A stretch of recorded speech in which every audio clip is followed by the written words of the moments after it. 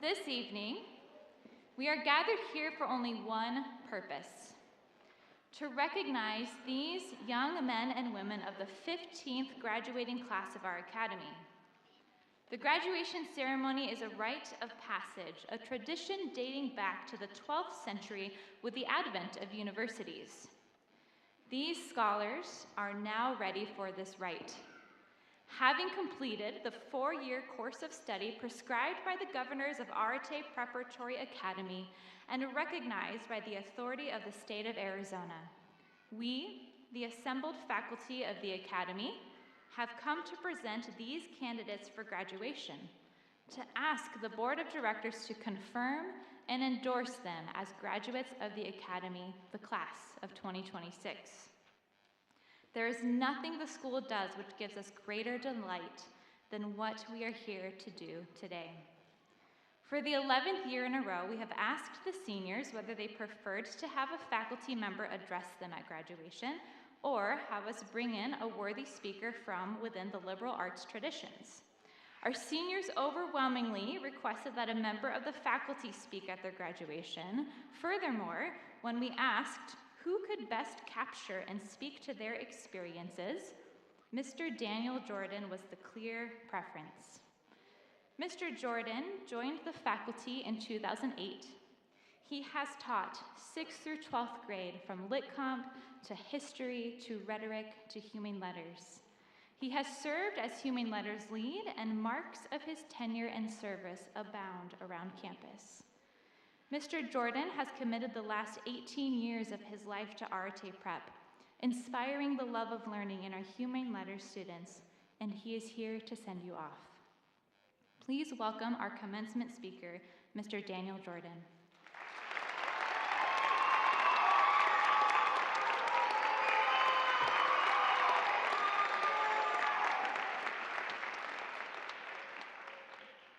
Good afternoon, class of 2026.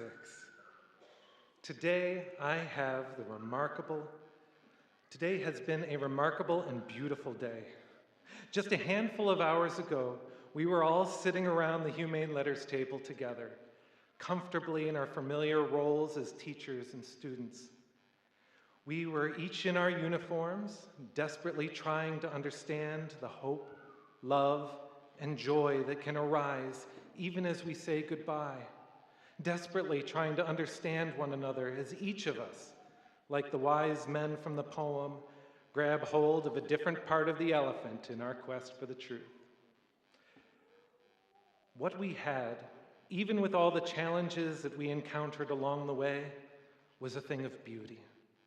We were able to cut ourselves off from whatever might have been going on in the world outside, letting go of partisan politics and pop culture, current events and troubles at home, to ignore it all and dive headfirst and heels up into a world of ideas. Here, you could discuss the world as it ought to be and imagine the virtuous version of yourself bringing that world into reality. Here, you could dedicate yourself to sharpening your mind through mathematics and logic, to unraveling the mysteries of the world through science and philosophy, and to learn how to express yourself in conversation, at a podium or on a stage, in this language or in another. And here, you could build complete friendships with dear companions that have a shared aim, vocabulary, and set of literary references. But that was today, and that was all those yesterdays. Tomorrow is going to hold something altogether new. You see, when you turn your tassel and receive your diploma in hand, everything will change. Tomorrow you can throw away your uniforms, put all your notebooks and annotated classics in a box, and step out fully into that world of chaos and confusion that Arete Prep has worked so hard to keep at bay. You'll be asked to define yourselves, your major, your politics, your clothes, your religion, your career, your tribe, so that people can make the snap judgment to tell whether you're an ally or an enemy. And You'll be doing this right as the world convulses its way into the future. Over the last few years, it has felt as if everything we thought we knew was changing as this future arrived fully formed. Military drones and Boston Dynamics robots dance before our eyes as new AI models gobble up jobs, art, and information almost as fast as they do ram fresh water and available energy. If it feels as if we're living in a science fiction dystopia, like those written by Orwell, Bradbury, or Stevenson, then it should. The CEOs of many major tech companies read those books. They read about the horrors such novels foretold, and they saw dollar signs. They dreamed dreams and fought to bring those realities to life. And even the adults in your life have no clue how those ideas will reshape the world you're about to enter. Your class, though, your class chose J.R.R. Tolkien, one of my favorite authors, for your senior class quote. So it feels appropriate to remind us of Gandalf's words now. It is a dangerous business, Frodo, going out your front door. You step out onto the road, and if you don't keep your feet, there's no knowing where you might get swept off to. So, tomorrow, you must step out your front door and into the unknown. Tonight, though, right now, you sit at a threshold. You're suspended between two abysses. As you sit in those chairs, you can draw forth memory of all those yesterdays and imagine a series of unknowable tomorrows, with childhood on one side and adulthood on the other. And it is in that space, a space of pure potential energy, where the possibilities might just collapse into realities, that you gave me the incredible honor to speak for your convocation. Normally, as a humane letters or rhetoric teacher, I function only as your guide, giving you tools on how to think and speak more effectively without weighing in much myself. Other than when I make you late for 7th hour by trying to sneak in the last word. So this speech offers a unique opportunity for me to see how far a few words delivered at the critical onset, at that moment of raw potentiality, might serve to shape the course of your future. As such, let's see what I can do. On the last days of Socrates' life, he sat in prison with a metal cuff pressing into his leg, chaining him in place as he calmly wrote poetic fairy stories about talking animals, mimicking the style of Aesop's fables. This is the same character that appears to be desperately fighting against such imaginative flights of fancy in Plato's Republic, a text that famously gives us the divided line. If he is to be believed, we are first asked to climb out of the shadow world of the imagination and into the invisible realm of mathematical thought. Then, if we employ the dialectical skills that you've honed in seminar these last few years, you'll make a final ascent into the realm of forms, where we discover the universal ideas of truth, beauty, and goodness in themselves, divorced from their particulars. Each author we explored this year, Descartes, Augustine, Dostoevsky, showcased a similar ascent out of the cave in its shadows. Even Machiavelli, when he critiques Plato, does so because he believes that the city of the Republic that Socrates is advocating for is just another childish imagining to be discarded and grown out of, a work of fantasy fiction. And yet, Socrates doesn't spend his last days making his logic more rigorous. He spends them crafting fairy stories. This apparent paradox often confounds readers who believe Plato when he calls for the poets to be exiled from the city. But these are readers who miss Socrates' desperate plea for us to find some way to save the poets. And they miss the fact that the Socrates of the Republic was himself a fictional character, shaped by Plato's memories into an idealized version of himself, into the sort of man who might never have existed on earth, but of whom we can ask ourselves when we face injustices, what would Socrates say? The Republic, then, is a fairy story, but not in the way that Machiavelli meant. You see, the poets offer something that the intellectual nous of the philosophers never could: the magic of the imaginal realm. When we engage our sense of fancy, when we allow ourselves to fall head first down Alice's rabbit hole, we simultaneously open ourselves to wonder and possibility. Suddenly, we realize that everything we thought we knew is topsy-turvy, that the rules the world operates under are not what we thought. Since in the realm of the imagination, animals can talk and wear petticoats like fine gentlemen. Witches summon prophetic ghosts from cauldrons, and gentle little hobbits can carry terrible burdens to places that the great men of this world could never dream, in order to selflessly save us all. The imagination is a whirlpool of chaos and nonsense. But then again, so is the world described to us whenever we look at the news. So let us look back at that terrible dystopian world that you will all be swept off to tomorrow. We are told that our country is collapsing around us, and that is a persuasive story. Yet, there seems to be two separate stories for why everything is worse than it used to be.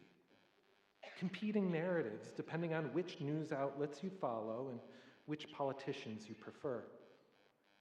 Perhaps one or the other of those stories is more correct, but strangely, the FBI's National Crime Trends Dashboard shows that violent crimes and homicides is down 52.6% from 1991, and the criminal property damage rate dropped by 67.1% in the same time frame, signaling the longest sustained decline of crime in all of American history.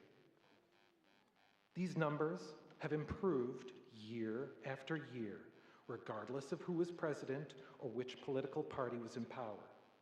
And yet, each year, we feel less safe. But it's the stories that we tell ourselves about the world that we live in. Each of us taking statistics or vibes and spinning them into fairy stories that we tell each other about the nature of the world around us and our place in it.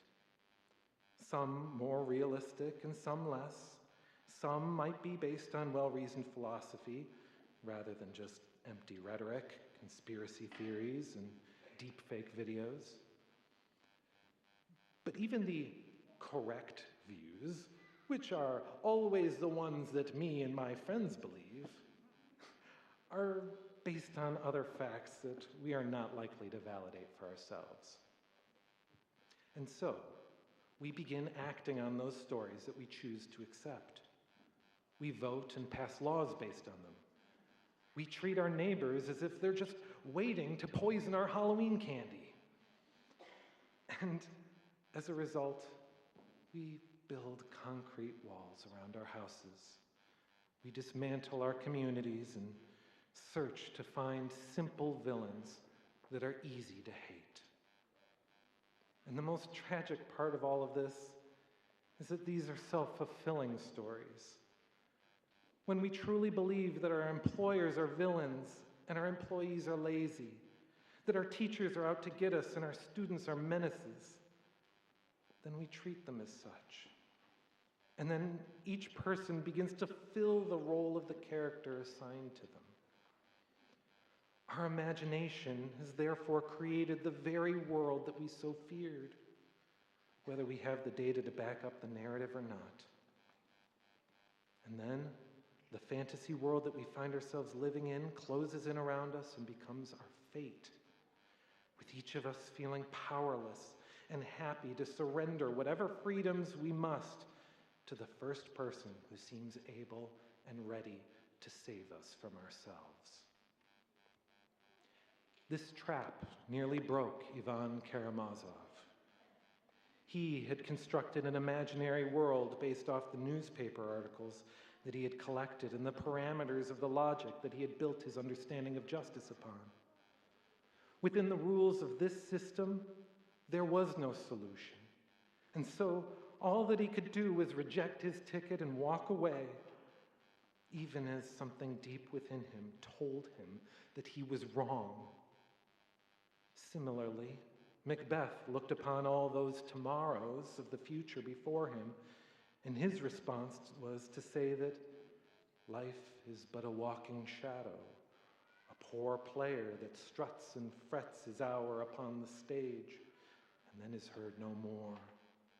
It is a tale told by an idiot, full of sound and fury, signifying nothing.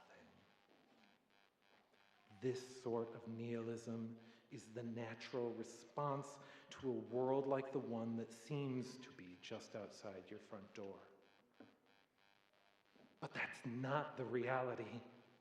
It's someone else's story. And you are not required to live in a sci-fi dystopia if you choose not to. You see, Socrates wasn't worried about imagination when he cast out the poets. He was worried about the danger of disordered imaginations and the way that they could become untethered from the intellect, causing us to be helplessly chained into our echo chamber-like caves, crafted by opportunists and ignorance and algorithms. But what if we immersed ourselves in shadows of our own choosing? What if, having seen the light after all these years of humane letters, we choose to return to the cave of the imagination, not just to save others, but also to enrich ourselves?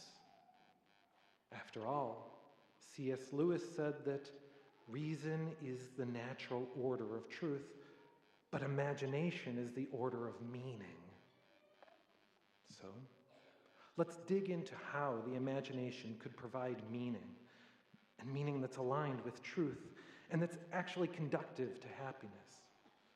Since it wouldn't help us if we used fantasy narratives purely as escapism, as opportunities to flee from the horrors that we see in the world. You know, sometimes it's fun to watch a harem-filled isekai power fantasy, or to cozy up with a romance filled with glittering vampire boyfriends. Passive stories like these can refresh and restore a weary soul, but they're not what we're looking for.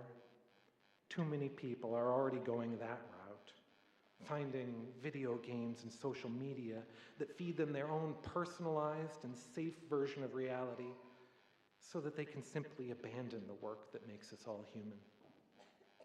No. To use the imagination well, we must look back to more challenging, active fiction. Stuff like the brothers Karamazov. In it, we encounter characters like Mirko, a young man who tells us that the whole world is a paradise, but we don't want to see it. And if we did want to see it, it would come the world over. Today. Now. This sounds like fantastical nonsense, but the book goes even further. It shows us one terrible, monstrous character after another and teaches us how to love them. It presents two brothers, Alyosha and Dmitri, and shows them each having a single dream so profound that it saves their souls and changes the course of their lives. Or we could look back to The Lord of the Rings, where the great Prince Boromir falls to the temptation of the One Ring, but is still loved and forgiven by the meek little ones that must then shoulder the burden alone. Someone might say that Jane Austen's work is sentimental slop, that it's impossible to use science and alchemy to breathe life into a pile of body parts, or that the Greek gods don't really exist. But they are wrong. When I read Pride and Prejudice, I know what it means to seriously reassess someone else's character. When I read Frankenstein, I want to grab hold of Victor and show him what it means to be a father. And when I see Athena disguised as Mentor, I'm reminded that the next homeless person I encounter might just be a god in disguise. And hopefully, that genuine uncertainty brings out the best in me. These stories let us live 1,000 lives where anything is possible. Yet, all of the deeper truths remain, not just true, but more apparent than they might otherwise be. After all, Socrates said that wisdom begins in wonder, and wonder is, if I have argued, well, to be best found in the power of the imagination. And that's exactly where we'll find wisdom. Great fiction, then, has the power to open up worlds to show each of us what we're actually capable of. Seneca said that we need to find ourselves a Cato, find someone that we can model ourselves after, and use their lives as an example. And who better than Samwise Gamgee, a fantasy character that is as alive as you or I, though maybe your feet aren't quite so hairy, who's able to carry his dear friend to Mount Doom and back again through trust, loyalty, and love. If you tell me that Samwise never existed, all I could do is laugh. Of course he exists, just like Plato's Socrates, just like Sidney Carton, just like Sonia or Zosima or King Arthur or Aslan or Antigone or Aeneas. Each of them lives and breathes in us, just as surely as Cato or Harriet Tubman or Abraham Lincoln. The fact that their presence, that their friendships with us continue to shape our world is proof of their existence. But the power of the imagination doesn't stop there. It has the remarkable ability to shape the world around us, as we see when others look at the facts of the world and begin shaping them into a dystopia. But that's just another fairy story where we've swapped out the mirror of Galadriel for an iPhone 17.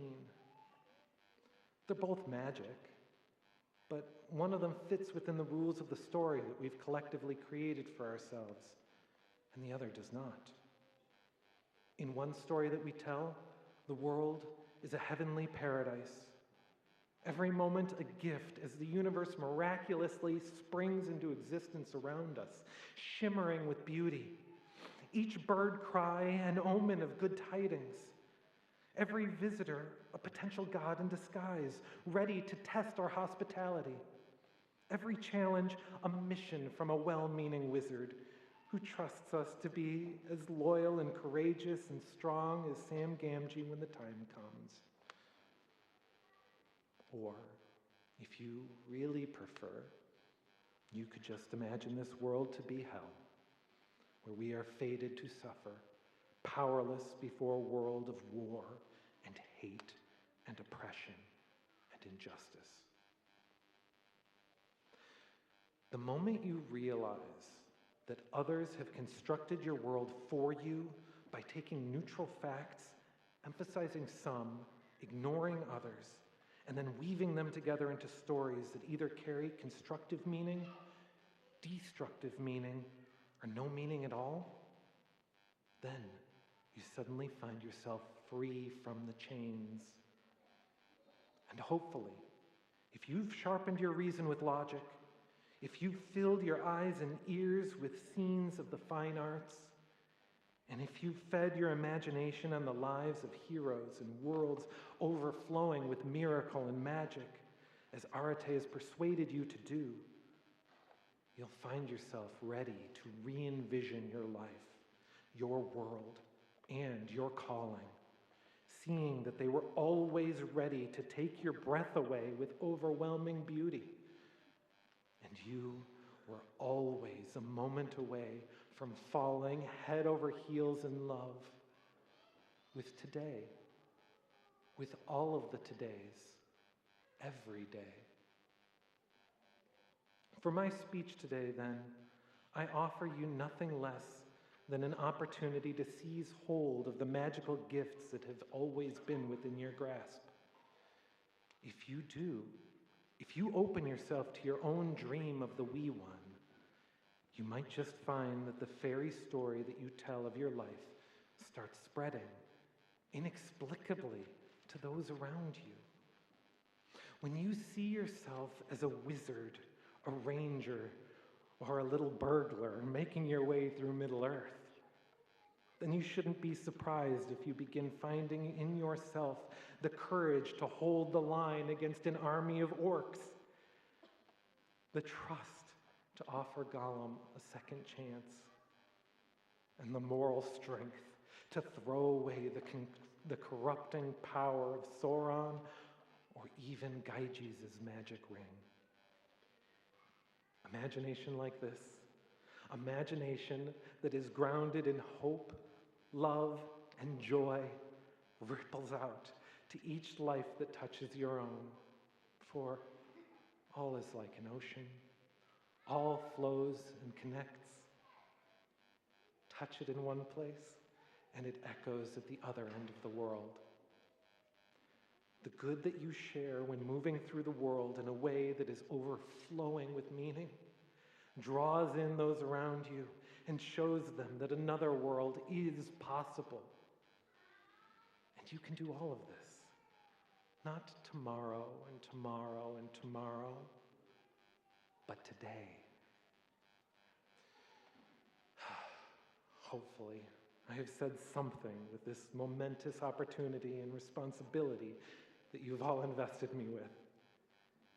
As I look out at you now, remembering all of the conversations that we shared, I am staggered by just how proud I am of all of you.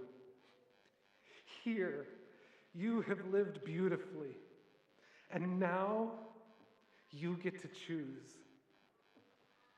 And so, I will leave you and this speech with one final quote. A quote for the times when you, like Frodo, find yourself beaten down by whatever terrible thing the world has thrown at you, thinking that you can't do it anymore. In moments like these, just remember Sam Gamgee's reply. I know, it's all wrong. By rights, we shouldn't even be here, but we are. It's like in the great stories, Mr. Frodo, the ones that really mattered. Full of darkness and danger they were. And sometimes you didn't want to know the end, because how could the end be happy? How could the world go back to the way it was when so much bad has happened?